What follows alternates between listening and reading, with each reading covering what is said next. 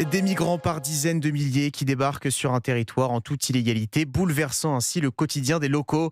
Ces images observées avec stupeur cet été dans l'enclave espagnole de Ceuta sont le quotidien des habitants de Mayotte depuis des années déjà. Le département le plus pauvre de France est submergé par l'immigration illégale. Et c'est notamment pour répondre à cette crise sans fin que le Premier ministre Sébastien Lecornu est attendu dès aujourd'hui sur place pour une visite de 2 jours. Arthur Delaborde. Ce choix ne doit rien au hasard. À Mayotte, l'État peine toujours à tenir sa frontière maritime.